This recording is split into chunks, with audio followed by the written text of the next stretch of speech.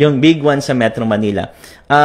Ang fault, kasi akala nila bago lang to. Way back 1940s, 1960s, meron ng mga published papers na tinatawag, may fault sa Metro Manila. Ang dati nilang tawag dito ay Marikina Valley Fault.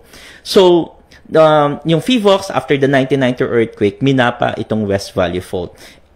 At pagdating nung 2012, 2011, we started remapping the fault.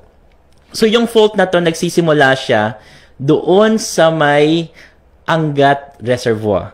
Hindi mismo yung Angat Dam, pero yung just west of the isa siyang structure, hindi tinatamaan yung dam, pero nandun siya sa Angat Reservoir.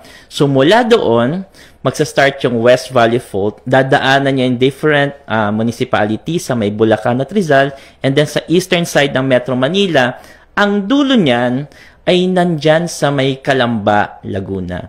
100 kilometers. And this 100 kilometers, kung gagalaw siya ng isang beses, posibleng isang magnitude na lagpas sa 7, posibleng 7.2. Kaya sinabi natin, pag gumalaw yung West Valley Fault, it will generate a magnitude 7.2.